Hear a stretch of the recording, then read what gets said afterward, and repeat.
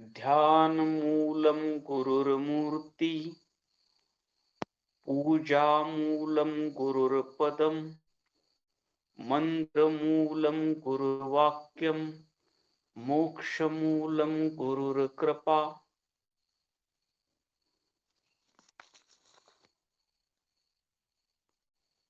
आपल्याला आपल्या जीवनाचं सार्थक करण्यासाठी या ब्रह्ममुहूर्तावर, या ज्ञान पहाटेमध्ये, या गुरु पहाटेमध्ये सद्गुरुनाथ मानस पूजन करायचं आहे। सर्वांनी पवित्र आसन टाकून आपल्याला जसं जमेल, जसं कम्फर्ट वाटेल त्या आसनामध्ये, सुखासनामध्ये बसायचं आहे आणि पाठीचा कणा ताठ ठेवून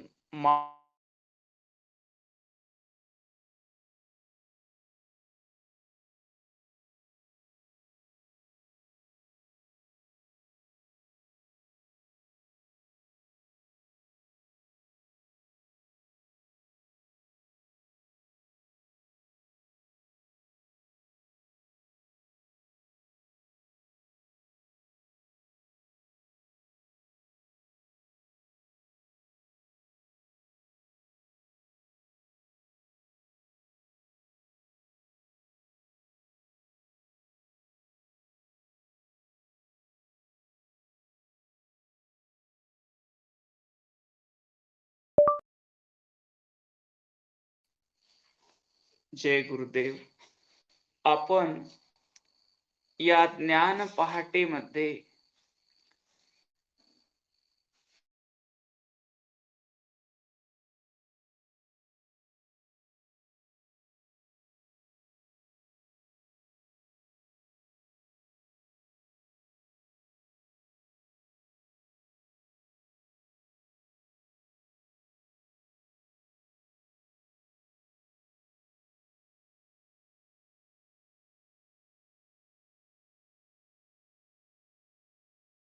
आणि शिव मंत्राच्या, गुरु मंत्राच्या जपानं आमची मन बुद्धी निर्मळ झालेली आहे। त्रिकर्ण शुद्धी करून आम्ही वीर मठ राजूर येथे परमपूज्य आप्पाच्या दर्शनासाठी आलेलो आहोत।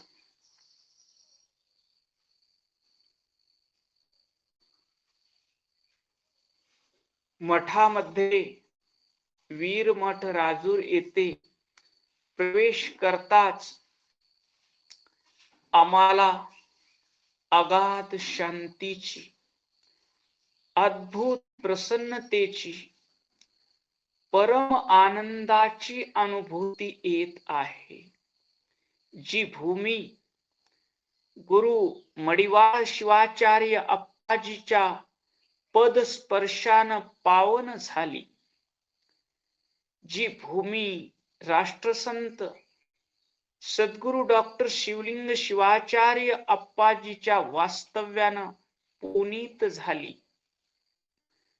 त्या भूमीमध्ये प्रवेश केल्यावर आपल्या सर्व चिंता, दुःख दूर झालेली आहेत आणि परम शांतीची अनुभूती आम्हाला येत आहे।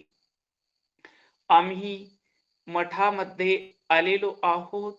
मठातील नळाची तुटी चालू करून आम्ही स्वच्छ हात पाय तोंड धुतलेले आहेत आणि तिथं विभूती ठेवलेली आहे। ती विभूती 3 बोटाला लावून इष्टलिंग अर्पित करून शिवाय नमः म्हणून कपाळावर लावलेली आहे। विभूतीच्या बाजूला माऊलीच्या पादुका ठेवलेल्या आहेत। त्या पादुका आम्ही दर्शन घेतलेलं आहे। आणि आता आम्ही दुसऱ्या मजल्यावर परमपूज्य आप्पा जेथे बसतात तेथे वर आलेलो आहोत. वर आल्याबरोबर परमपूज्य गुरु माऊली त्या झोपाळ्यावर बसलेले आहेत. आप्पाच्या कपाळावर पवित्र भस्म लावलेला आहे, कुमकुम लावलेला आहे. आप्पांनी शुभ्र पांढरा शर्ट, पांढरी धोती परिधान केलेली आहे. आप्पाचे चरण चांदीच्या पाट्यावर ठेवलेले आहेत. गळ्यामध्ये रुद्राक्षाच्या माळा शोभत आहेत आणि प्रसन्न वदनानं स्मित हास्य करत आप्पा आमचं स्वागत करत आहेत. आप्पाला पाहून आम्हाला आनंद झालेला आहे आणि आम्हालाही पाहून आप्पाला आनंद झालेला आहे. आम्ही आप्पासाठी सुगंधित फुलाच्या माळा तयार केलेल्या आहेत. त्या माळेमध्ये प्रत्येक फूल बिल्वदल ओताना शिवाय नमः, शिवाय नमः, शिवाय नमः, शिवाय नमः, शिवाय नमः म्हणत बिल्वदळ आणि फूल ओवलेलं आहे. आणि त्या सुगंधित फुलाच्या माळा आप्पाच्या दंडावर, मनगटावर आम्ही बांधलेल्या आहेत आणि पुष्पहार आप्पाच्या गळ्यात आम्ही घातलेला आहे आणि तोच हार आशीर्वाद रूपानं आप्पा परत आमच्या गळ्यात घालत आहेत.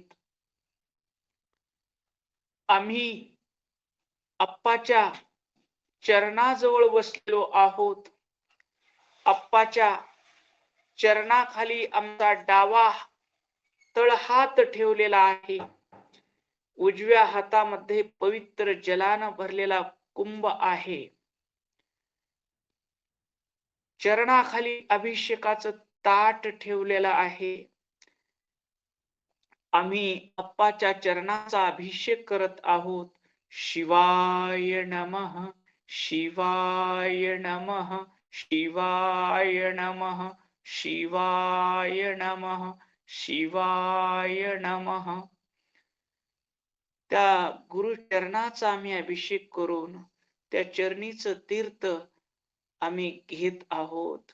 गुरवे नमः, लिंगाय नमः, जंगमाय नमः, गुरुलिंग जंगम पादुकाय नमः.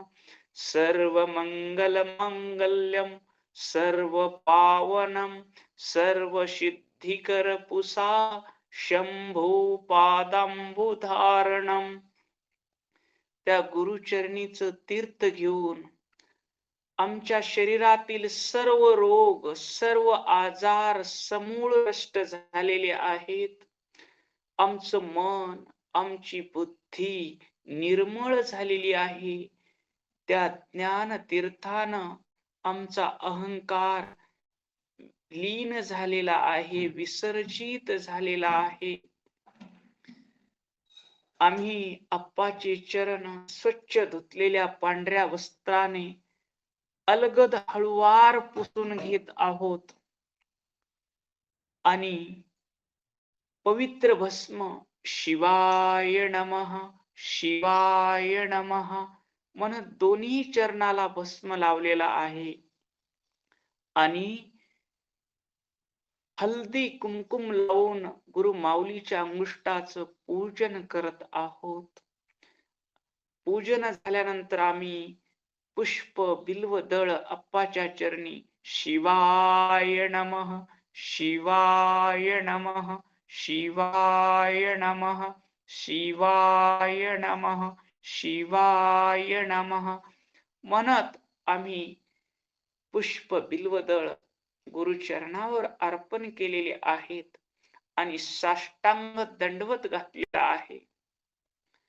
आप्पा हा देह, हे मन, ही वाणी, ही बुद्धी आणि प्रत्येक श्वास माझं मी पण माझे पण सर्व तुमच्या चरणावर अर्पित केलं आहे.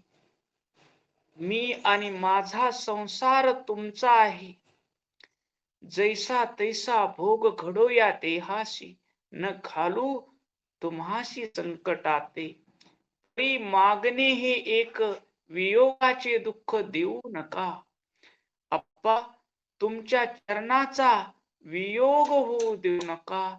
तुमच्या चरणाचं एक क्षणही विस्मरण होऊ देऊ नका.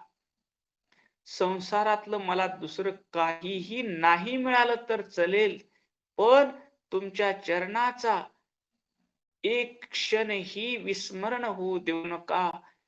तुझे चरणी प्रीती जडो, तुझे विषय न आवडो, ऐशे करी माझे चित्त, कृपा करुणी सतत.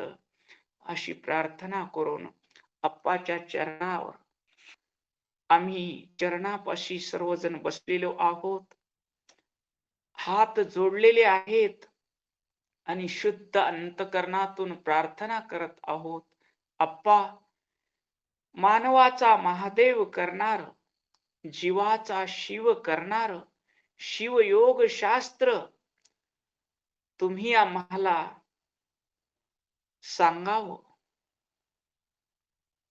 जो पावन ग्रंथ आपल्या स्वानुभवातून या धरातलावर आलेला आहे, मानव जातीच्या कल्याणासाठी, ते शिवयोग शास्त्र तुम्ही आम्हाला सांगावं आणि आम्हाला कृतार्थ करावं, अशी आम्ही अप्पाच्या चरणी प्रार्थना केलेली आहे.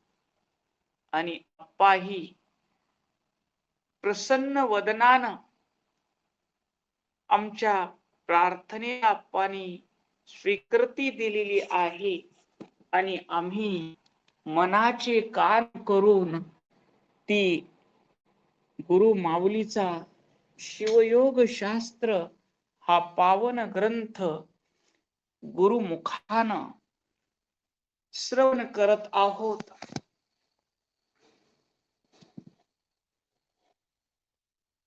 ब्रह्मानंदम परम सुखदम केवलम ज्ञानमूर्तिम द्वंद्वातीतं गगनसदृशं तत्त्वमस्यादिलक्ष्यम् एकं नित्यं विमलमचलं सर्वधी साक्षभूतं भावातीतं त्रिगुणरहितं श्रीगुरुं नमामि. अज्ञानतिमिर अंधश्च ज्ञानांजनशलाकया चक्षुर्मिलितं येन तस्मै श्रीगुरुवे नमः. तस्मै श्रीगुरुवे नमः. तस्मै श्रीगुरुवे नमः. आपण शिवयोग शास्त्र या पावन ग्रंथाचं श्रवण करत आहोत.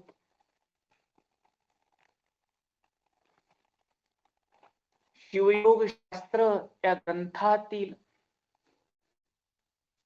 जीवाचं स्वरूप,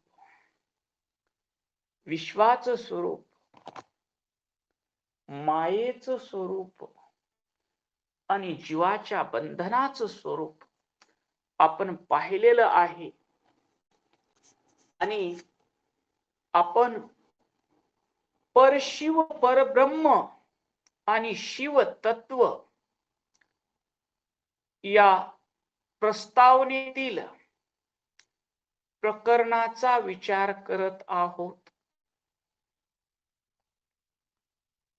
अस्ति सच्चित सुखाकारम लक्षण पदास्पदम निर्विकल्पम निराकारम निरस्त शेष विप्लम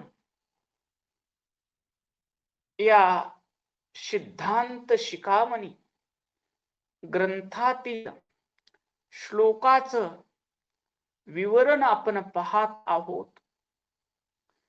आपण अस्ति म्हणजे मी आहे, आपले असणे म्हणजे अस्ति, सत म्हणजे त्रिकाल आबाद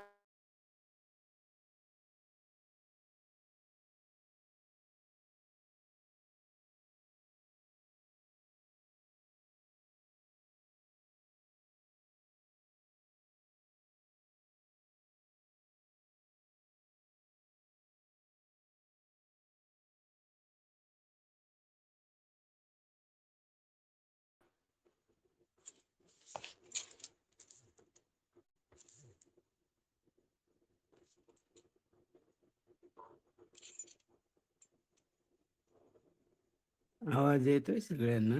ओम नमः शिवाय. नाही यायला.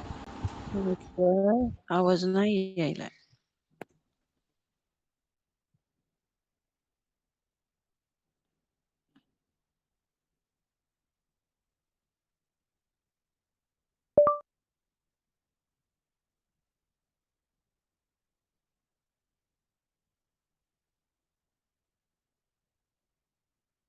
जय गुरुदेव. येतोय आवाज? आता येतोय, आता येतोय. काय येत आला नव्हतं. आला. रेंज गेली होती. सच्चित सुख, आम्ही सत्य स्वरूप आहोत. आम्ही चैतन्य स्वरूप आहोत. आम्ही या देहाला जाणणारे आहोत, मनाला जाणणारे आहोत, बुद्धीला जाणणारे आहोत आणि या विश्वालाही जाणणारे आहोत. आम्ही चैतन्य स्वरूप आहोत. आम्ही चैतन्य स्वरूप आहोत.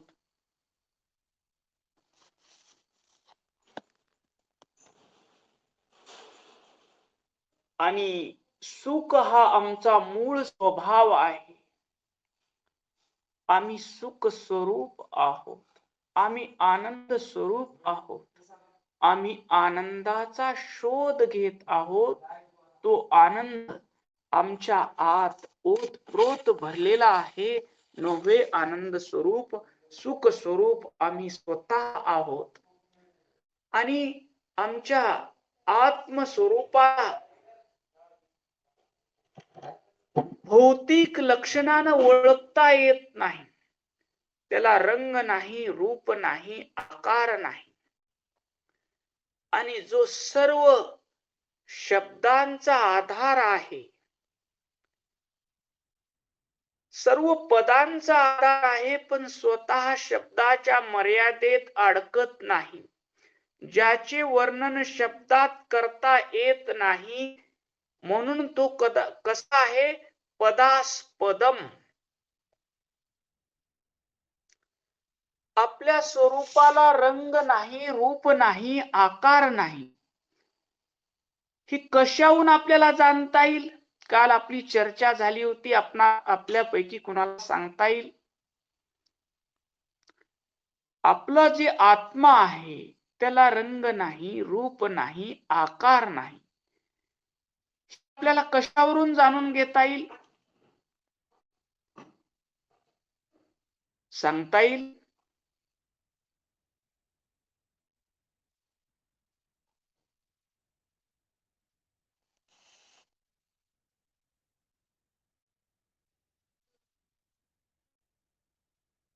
आपल्याला रंग नाही, रूप नाही, आकार नाही, पण आपण आहोत.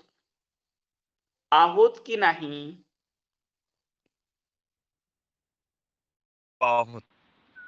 आहोत. मग आपल्याला आकार नाही, रंग नाही, रूप नाही, ह्याची अनुभूती कशी येते?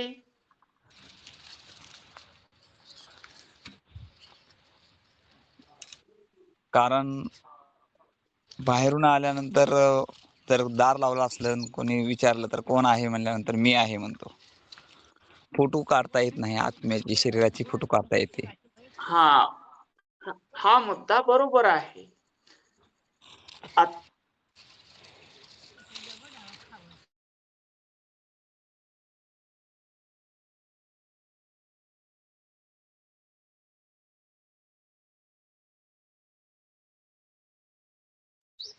हॅलो, आवाज येत नाही. आपण प्रत्येक गोष्टीला साक्षी आहोत, पाहणारे आहोत, जाणणारे आहोत.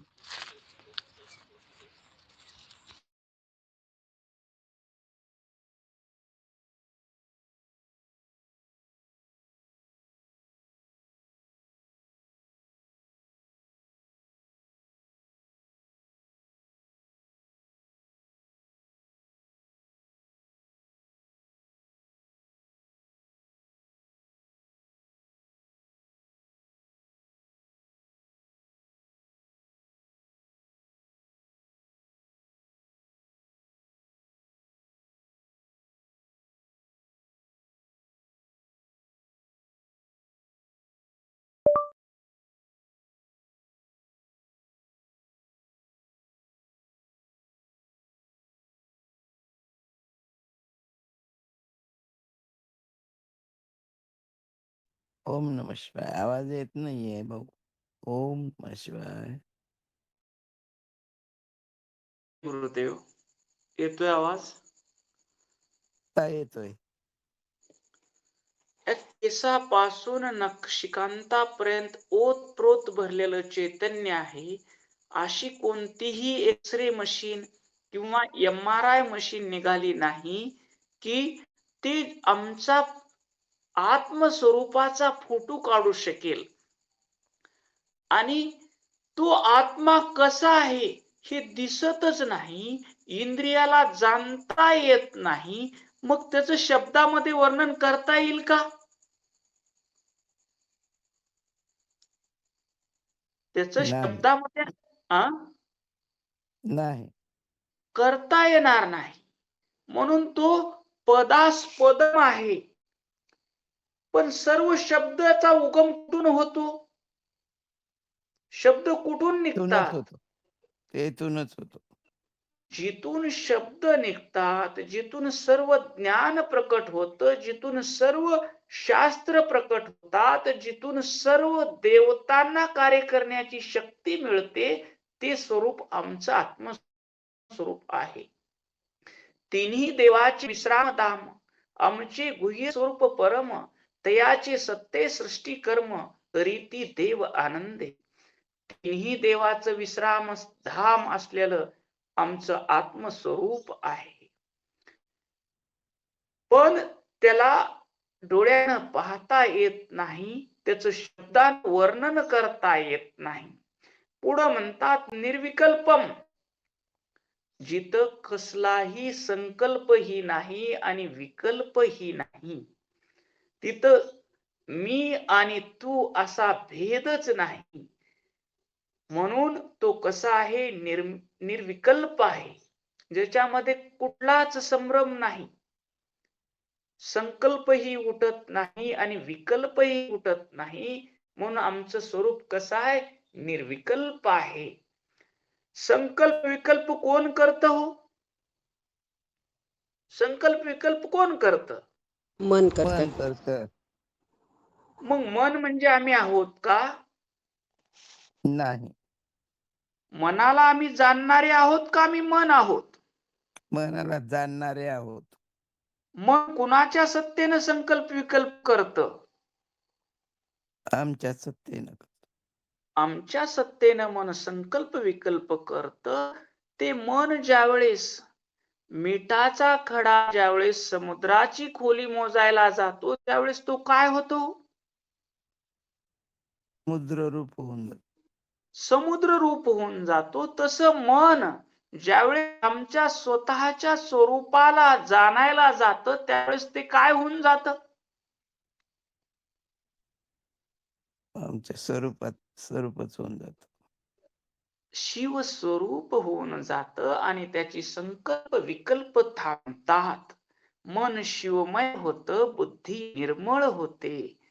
आणि पुढचं लक्षण सांगतात निराकारम, ज्याला कोणताही ठराविक आकार किंवा सीमा नाही, जो आकाशाप्रमाणे सर्वव्यापी आहे. आम्हाला कोणता आकार आहे का हो? आम्ही नाही. जर सर्व व्यापी आहोत, आम्ही हत्तीच्या शरीरात आमचा आकार कसा झाला हो? आमचा हत्ती एवढा आकार झाला सांगता आमचा. येत नाही. हत्तीच्या शरीरात आम्ही आहोत चैतन्य रूपानं, तर आमचा आकार केवढा झाला? हत्ती एवढा झाला. हा ते एवढा झाला. आम्ही मुंगीच्या देहामध्ये आहोत, आमचा आकार केवढा झाला? मुंगी एवढ्यात झाला. मुंगी एवढा झाला. आम्ही मायक्रो अमिबाच्या शरीरात आहोत, जे डोळ्याला दिसत नाही, सूक्ष्मदर्शिकेतून पाहावं लागतं. आमचा आकार केवढा झाला? सूक्ष्म झाला. मायक्रोवेव्ह एवढ्यात झाला. मायक्रो एवढा झाला आमचा आकार. आम्ही अणुहून लहान आहोत आणि गगनाहून मोठे आहोत. म्हणून आम्हाला कोणताही आकार नाही.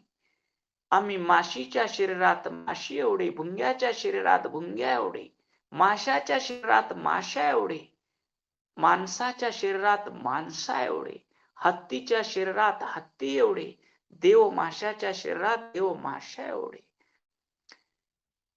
ही नाना शरीर ही आम्ही धारण केलेली आहेत, म्हणून आमचा विशिष्ट आकार आहे असं म्हणता येईल का आम्हाला?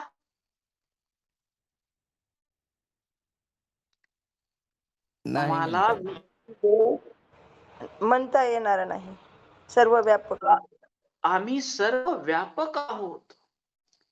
शंकर जळी काष्टी भरला, पिंडी ब्रह्मांडी बिंबला, अलक्ष दृष्टीने लक्षिला शंकरची शंकर. आम्ही पिंडातही आहोत, आम्ही ब्रह्मांडातही आहोत, आम्ही वृक्षातही आहोत, आम्ही नदीतही आहोत, आम्ही डोंगरातही आहोत. सर्व चर अचर सृष्टीनं व्यापलेलं चैतन्य आम्ही आहोत. नव्हे आमच्या आत्मशक्तीच्या विकासानं 36 तत्वाची सृष्टी झालेलं चैतन्य, ते परम तत्व, ते परशिव ब्रह्म कोण आहे? कोण आहे ते परशिव परब्रह्म? शिव शिव स्वतःचा होतो. तुम्ही स्वतः आहात का कैलासात कोणी बसलेला आहे? शिवस्वरूप कोण आहे? तुम्ही आणि तो कैलासात बसलेला वेगळा आहे का? नाही, शिव शिव एकच आहे. हा, मग आपलं स्वरूप कसं आहे? निराकार, ज्याला कोणताही ठराविक आकार किंवा सीमा नाही, जो आकाशाप्रमाणे सर्वव्यापी आहे. तांब्यात पाणी ठेवलं, कशाच्या आकाराचं झालं? त्या आकाराचंच होत. घागरीत पाणी ठेवलं, घागरीच्या आकाराचं. मोठ्या हौदात ठेवलं, हौदाच्याच आकाराचे. तलावात ठेवलं, तलावाच्या आकाराचं. आणि नदीत ठेवलं तर नदीच्या आकाराचं. पण सागरात ठेवल्यानंतर सागरातलं पाणी सागराकार झालं. तसं या चैतन्याला कसलाही आकार नाही. तो प्रत्येक देहात आहे. ओतप्रोत मुंगीचा देह त्याच्या सत्तेनं चालतो. हत्तीचा देह माझ्या सत्तेनं चालतो. मनुष्य मात्राचा देह माझ्या सत्तेनं चालतो. माझ्या सत्तेनं हे विश्व प्रकाशित होते. माझ्या सत्तेनं सूर्य प्रकाशतो. माझ्या सत्तेनं चंद्र शीतलता प्रदान करते. माझ्या सत्तेनं पर्जन्य वृष्टी होते. माझ्या सत्तेनं एक बीज जमिनीत पेरलं, माझ्या सत्तेनं 1000 दाण्याचं कणीस तयार होते. ती सत्ता, ती परमसत्ता म्हणजे कोण आहे? ती परमसत्ता म्हणजे कोण आहे? कोण आहे ती परमसत्ता? ते कोण आहे? परशिव परब्रह्म. मी स्वतः आहे.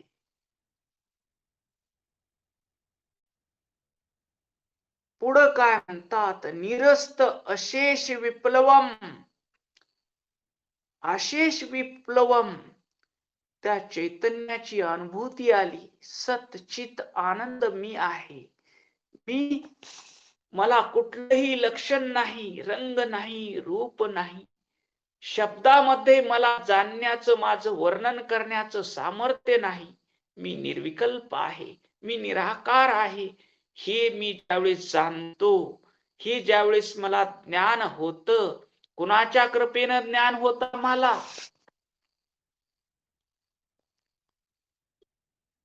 सद्गुरुनाथाच्या कृपेनं आम्हाला ज्ञान होतं. आम्ही शिव स्वरूप आहोत. आम्ही अस्ति सच्चित सुखाकारम लक्षणम पदास्पदम निर्विकल्पम निराकारम आहोत. हे कोणी सांगितलं आम्हाला? कोणी सांगितलं आम्हाला?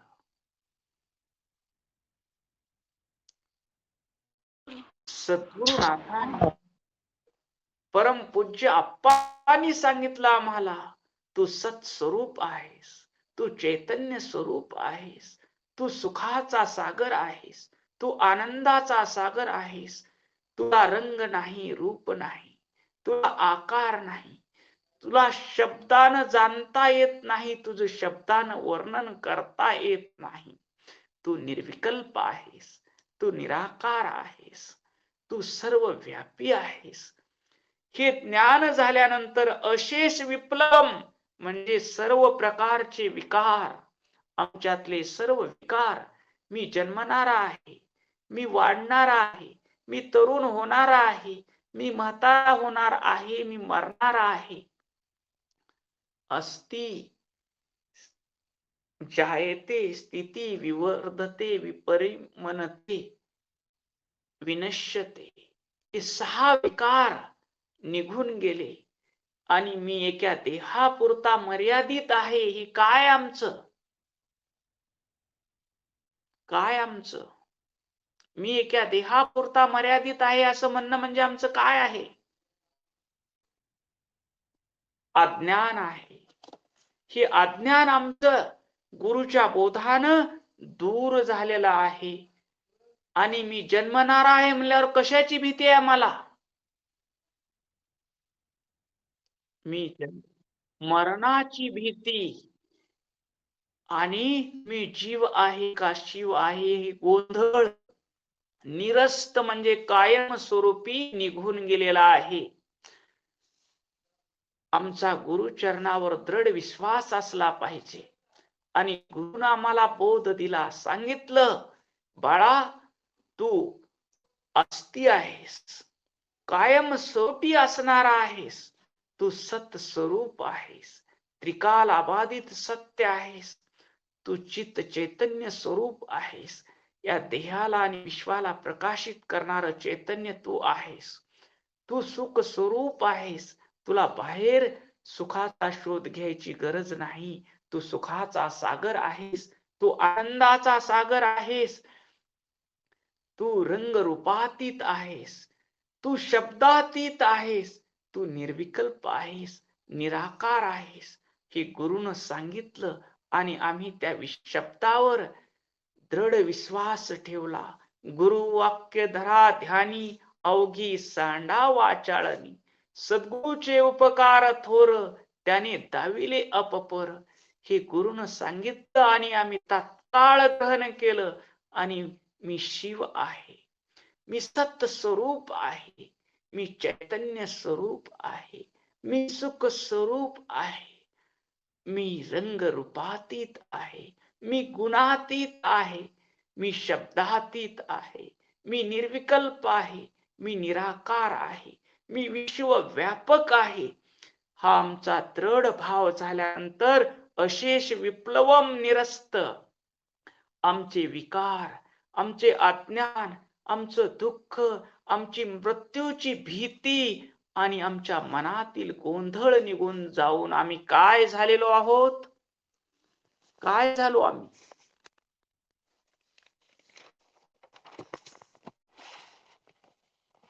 आम्ही काय झालेलो? शिव स्वरूप झालेलो आहोत. आम्ही काय होतो? झालो म्हणायला आम्ही शिव नव्हतो का?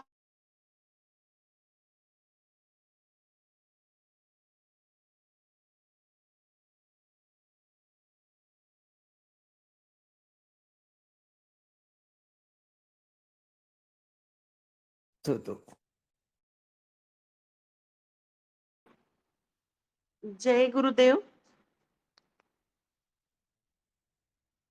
आम्ही शिवच होतो, पण शिवच आहोत, पण पंचकंचुकाच्या आवरणामुळे आणि तापत्रयामुळे आम्ही अज्ञानामुळे आम्ही जीव झालो होतो.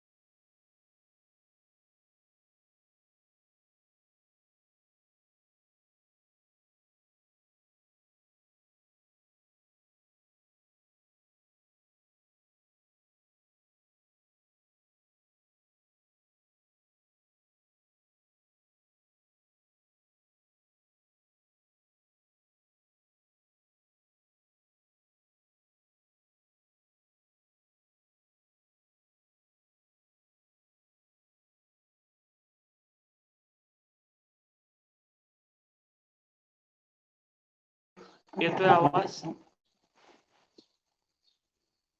येतोय का आवाज? आता येतो. हो येतो. अज्ञानानं आम्ही स्वतःला जीव समजू लागलो. या श्लोकाचा भाव असा की त्या तत्वाचा अनुभव घेतल्यावर मनातील सुख दुःख, मान अपमान, सर्व द्वंद्व, भीती आणि अज्ञान कायमस्वरूपी नष्ट होते आणि तिथं केवळ उरत शुद्ध चैतन्य स्वरूप, परम शांती. हा श्लोक आपल्याला सांगतो की ज्याला आपण शोधत आहोत ते परम तत्व आपण स्वतः आहोत. ते स्वयं प्रकाशित, निर्दोष, आनंद स्वरूप आपण स्वतः आहोत. जेव्हा मनुष्य आपली बुद्धी, अहंकार आणि बाह्य जगातील आकार विकार सोडून आत पाहतो तेव्हा त्याला या निर्विकल्प व निराकार सत्याचा साक्षात्कार होतो. ते तत्व म्हणजे आपला आत्मा.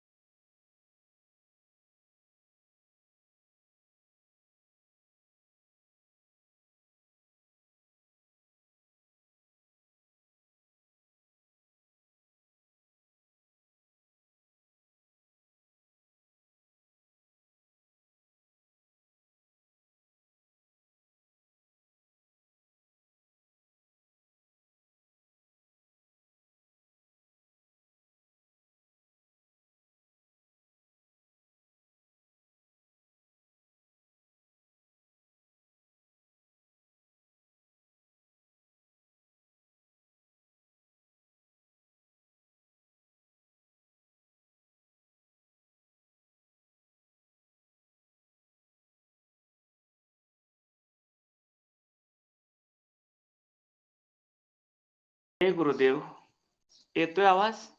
हा येतो येतो. जे जाणल्यानंतर पुन्हा काही जाणायची गरज लागत नाही, जे ऐकल्यानंतर त्या स्वरूपामध्ये स्थिती होते, ते तत्व म्हणजे परशिव परब्रह्म आहोत. आता या श्लोकाची आपणा सर्वांना अनुभूती येते का? आपण सत आहोत, चित आहोत, सुख स्वरूप आहोत.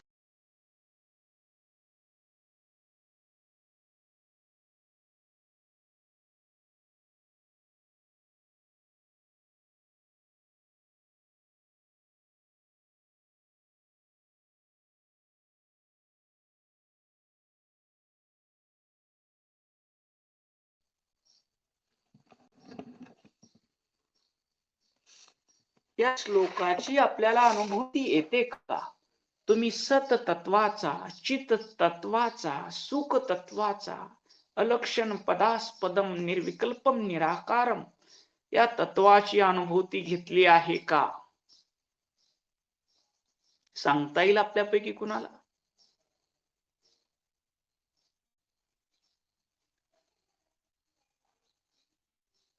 जे तुम्ही ऐकलं त्याची तुम्हाला अनुभूती येते का?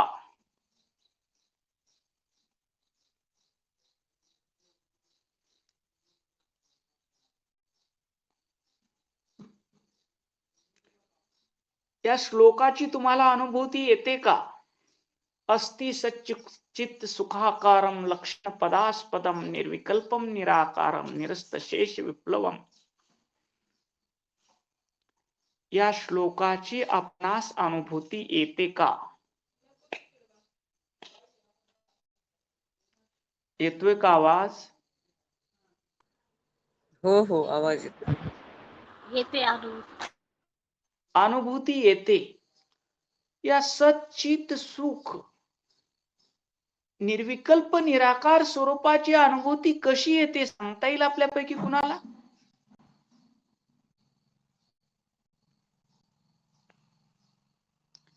हे परम रहस्य आहे, हे गूढ रहस्य आहे. सर्व साधनाचे सार हेच आहे.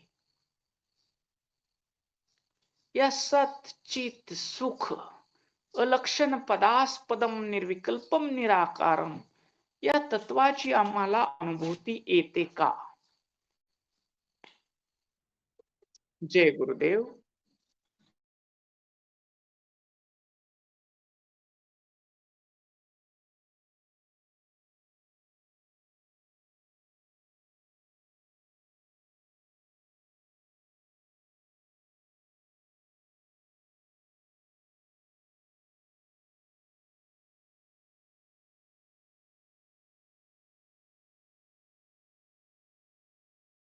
जन्म मरण त्रिकाला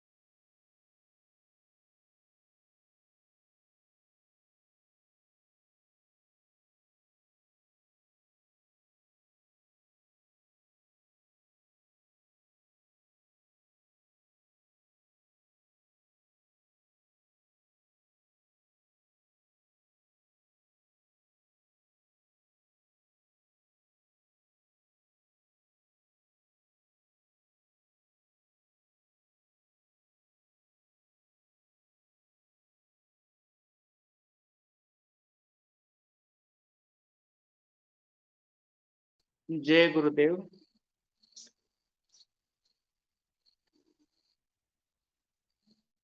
या एका श्लोकातून वीरशैव दर्शनाभिमत परशिव परब्रह्माचे स्वरूप विशद केले आहे. यात समावले आहे निशून्यापासून शुद्ध अद्वैतापर्यंतचे सारे सिद्धांत, ज्याला अंतिम सत्य म्हणतात. आपण जो हा श्लोक हे अल्टिमेट ट्रूथ आहे, अंतिम सत्य आहे. ह्याच्या पलीकड विश्वातलं कोणतंही सत्य नाही, ह्याच्या पलीकड विश्वातलं कोणतंही ज्ञान नाही.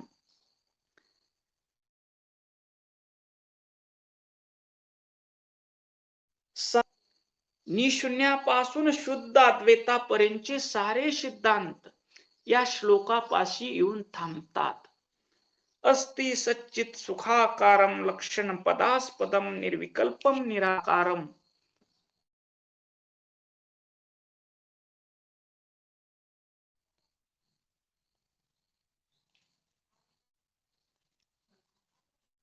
या श्लोकामध्ये हा श्लोक सर्व तत्वज्ञानाचं गंतव्य आहे म्हणतात. अंतिम सत्य आहे. व्यक्ती अस्ति या पदाने केली आहे. शून्य अभावात्मक स्वरूप नाकारले आहे, जे आहे ते भावरूप, ज्याला अब्सोल्यूट ब्रह्मन किंवा अल्टिमेट रियालिटी ने सांगितले आहे. काही लोक म्हणतात शून्य आहे सगळं. शून्य आहे का? शून्य आहे का? कुठल्याही कॅमेऱ्याने, कुठल्याही MRI, एक्सरे मशीनने आमच्या स्वरूपाचा फोटो काढता येत नाही. काही नाही म्हणजे गणितशास्त्र काय सांगते? गणितशास्त्र काय सांगते? काही नाही म्हणजे शून्य सांगते. पण इथं शून्य आहे म्हणता येईल का? काही नाही तर चाललंय कसं? कुणाच्या सत्तेनं तुम्ही पाहता? कुणाच्या सत्तेनं तुम्ही ऐकता? कुणाच्या सत्तेनं तुम्ही बोलता? कुणाच्या सत्तेनं तुम्ही श्वास घेता? कुणाच्या सत्तेनं तुमच्या केसापासून नखापर्यंत रक्ताभिसरण होतं? तुमच्या पाचन तंत्राचं कार्य चालतं. तुमच्या किडनीचं फंक्शन चालतं, तुमच्या ब्रेनचं फंक्शन चालतं, तुमच्या हार्टचं फंक्शन चालतं. कुणाच्या सत्तेनं चालतं? शून्याच्या सत्तेनं चालतं का ओतप्रोत भरलेल्या चैतन्याच्या सत्तेनं चालतं? भरलेले चैतन्याच्या सत्तेनं. मग त्या चैतन्याला शून्य म्हणता येईल का?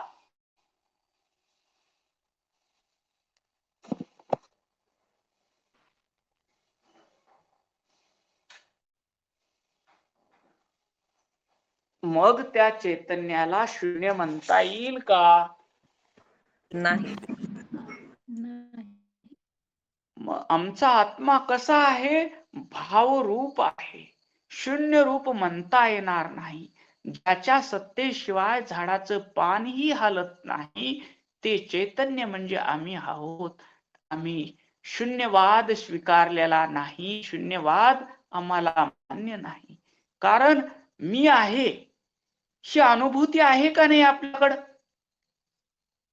आहे. कोण झोपलंय तिथं? म्हणल्या झोपीतून तुम्ही काय म्हणता? मी झोपलो होतो. मी झोपलो. तुमची मीची प्रेझेंटी ही दर्शवते की तुम्ही शून्य नाही. तुमचं अस्तित्व कायम आहे. कारण झोपेतून उठल्यानंतर मला शांत झोप लागली. कोण सांगत? ज्यानं अनुभूती घेतली ते सांगत. मला शांत झोप लागली. त्या झोपीचा अनुभव कुणी घेतला?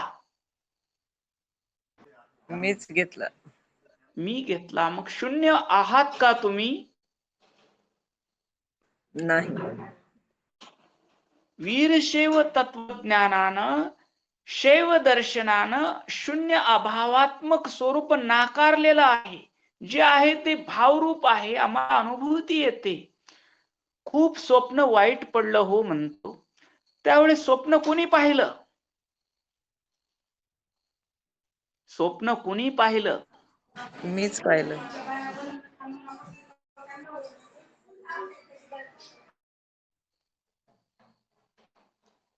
स्वप्न पाहणारा मी आहे. झोपेतला आनंद, झोपेतल्या सुखाची अनुभूती घेणारा मी आहे. आणि दिवसभर त्या देहाचं कार्य, हात काम करत आहेत, डोळे पाहत आहेत, पाय चलत आहेत, ही अनुभूती कोण घेत? ही अनुभूती कोण घेत? मीच घेतो. अनुभूती घेणारा मी आहे. मग जगातलं अल्टिमेट ट्रूथ, अंतिम सत्य म्हणजे काय आहे?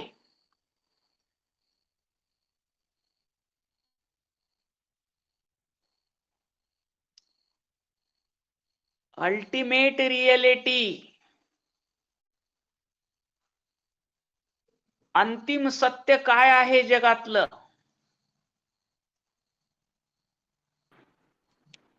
जय गुरु.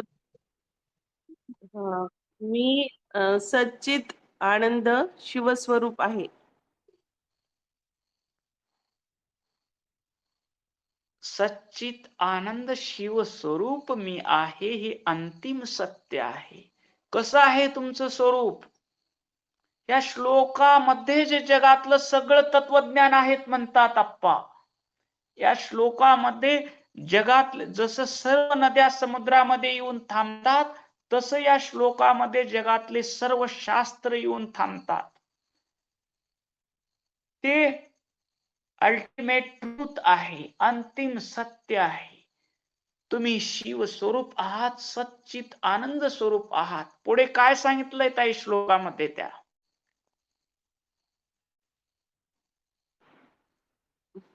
ते म्हणजे ग्रंथ नाहीये आप्पा माझ्या समोर, पण ते निर्विकल्पम निराकारम. मी निर्विकल्प आहे, मी निराकार आहे, मी रंगरूपातीत आहे, मी शब्दातीत आहे, मी वर्णनातीत आहे. माझ्या सत्तेनं सर्व विश्व चालतं, पण मी विश्वामध्ये अडकलेला नाही. माझ्या सत्तेनं देह चालतो, पण मी देहामध्ये बांधलेला नाही. कारण एका देहापुरता मी मर्यादित आहे का? आहे का? नाही. हा देह माझ्याशिवाय चालू शकत नाही, म्हणजे मी म्हणजे देह आहे का? मी म्हणजे देह आहे का? नाही. नाही. अनंत देहामध्ये नटलेलं चैतन्य मी आहे. जळी स्थळी काष्टी पाशानी सर्व चराचर विश्व प्रपंच रूपानं नटलेलं चैतन्य मी आहे. ते कोणत्या पदानं सांगितलेलं आहे मी आहे या श्लोकामध्ये? अस्ति. अस्ति. तेच अंतिम सत्य अस्ति पदाने सांगितलेलं आहे. आणि मी कसा आहे? सच्चिदानंद स्वरूप, सत चित आनंद स्वरूप असूनही सर्व लक्षणाच्या अर्थात स्वरूप लक्षण सच्चिदानंद याला वेदांती स्वरूप लक्षण मानतात. पण आचार्याच्या मते हे लक्षणच नाही. सतचित आनंद हे आचार्याच्या मते, भगवत्पाद रेणुकाचार्याच्या मते हे लक्षणच नाही. सत म्हणजे अनुभूती आहे, चित म्हणजे अनुभूती आहे, आणि आनंद म्हणजे अनुभूती आहे. हे लक्षण आहे म्हणता येईल का? मी आहे हे जाणणं लक्षण आहे का? नाही, अनुभूती आहे. अनुभूती आहे. मी या देहाला जाणतो, मी मनाला जाणतो, मी प्राणाला जाणतो, या विश्वाला जाणतो. हे लक्षण आहे का अनुभूती आहे? अनुभूती आहे. साखर जिभेला गोड लागली, जिभेवर टाकली आणि गोड लागली, ही अनुभूती आहे का लक्षण आहे? अनुभूती आहे. अनुभूती. अनुभूती आहे. म्हणून सच्चिदानंद ह्या पदाला लक्षण मानता येत नाही. ती स्वरूप आहे, त्या स्वरूपाची अनुभूती आहे. म्हणून भगवत्पाद रेणुकाचार्य म्हणतात हे लक्षणच नाही. कदाचित लक्षण प्रमाणाभ्य वस्तू सिद्धी आपण पाहिलेला आहे. प्रमाणाभ्य वस्तू सिद्धी तर्कशास्त्र असं मानतच नाही. त्याला प्रमाण पाहिजे. प्रमाण असलं तरच वस्तू आहे म्हणते तर्कशास्त्राचं. आपण मागे चिंतन केलंय का नाही? तर्कशास्त्रावर आपण मागे चिंतन केलं आहे. लक्षण प्रमाणाभ्य वस्तू सिद्धी. धूर निघत आहे, हे काय आहे? अनुमान. अनुमान आहे. हे धूर हे कशाचं लक्षण आहे? ओम नमः शिवाय. धूर हे अग्नीच लक्षण आहे. धूर निघत आहे म्हणजे तिथं अग्नी आहे. हे लक्षण प्रमाणाभ्य वस्तू सिद्धी. तिथं जर धूर निघत असला, धूर निघणं हे लक्षण अग्नीचं आहे असं प्रमाण तर्कशास्त्र मांडतं. पण सत स्वरूपाचं प्रमाण कोण सांगावं तुम्ही आहात म्हणून? तुम्ही आहात, मी आहे, हे लोकांना सांगावं लागतं का तुम्हाला अनुभूती येते? आपल्यालाच अनुभूती येते. तुम्ही झोपेत होता, झोप छान लागली हे मला कळतं का तुम्हाला कळतं? आपल्याला स्वतःलाच कळत. स्वतःला कळतं. तिथं अनुभूती येते. स्वप्नात गुरु महाराजाचं दर्शन झालं, ही अनुभूती. ह्याच्यासाठी काही लक्षण सांगावं लागेल का तुम्हाला? कशी अनुभूती आली ते काही प्रमाण सांगावं लागेल? काही सांगता येईल?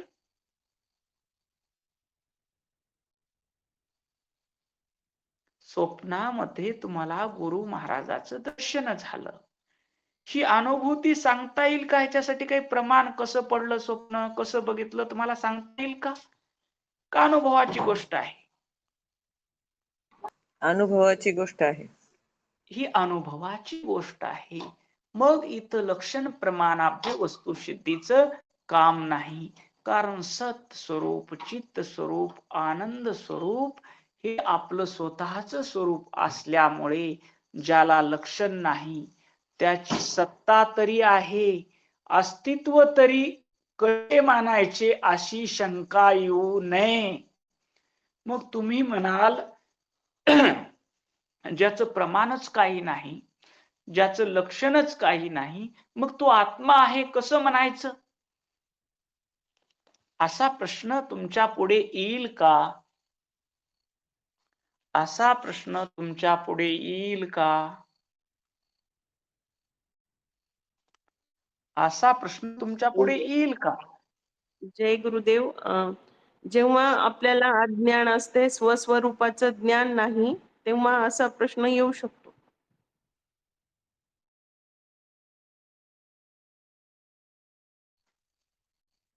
आपल्याकडं जोपर्यंत अज्ञान आहे, आपण स्वतःला देहापुरतं मानतो, तोपर्यंत असा प्रश्न येतो.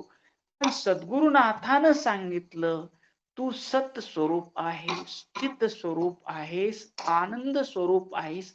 हे सांगितलंच का तुम्हाला अनुभूती करून दिली अप्पानी? अनुभूती करून दिली आपण. ही शब्द प्रमाण झालं का तुमच्या अनुभूतीचं प्रमाण झालं? आता अनुभूतीचं प्रमाण. आता तुमचा दृढ विश्वास बसला का? मी सत स्वरूप आहे, मी चित्त स्वरूप आहे, मी आनंद स्वरूप आहे, मी रंग रूपातीत आहे, मी वर्णनातीत शब्दातीत आहे, मी निराकार आहे, मी निर्विकल्प आहे. या सत्याची तुम्ही अनुभूती घेऊन तुमचा दृढ भाव झाला का? हो, झाला. तुमचा दृढ भाव झाला. कारण सत तत्वाची तुम्ही अनुभूती घेतली, चैतन्य तत्वाची अनुभूती घेतली, सुख स्वरूपाची अनुभूती घेतली, आणि तुम्ही अनुभवानं जाणून घेतलं जगामधली कुठलीही एक्सरे मशीन, MRI मशीन किंवा डोटा स्कॅन मशीन निघाली नाही की जी माझा फोटो काढेल, माझ्या स्वरूपाचा फोटो काढेल. ती मशीन नाही. ती मशीननं सांगितलं मला कुठंच आत्मा आढळलेला नाही, या देहाचं मी पूर्ण स्कॅन केलं, नस ना नस, नाडी ना नाडी तपासली, मला कुठं आत्मा आढळलेला नाही असं सांगितलं, तरीही तुम्ही ठामपणे सांगू शकता मी आहे, आय एम. सांगू शकता का नाही?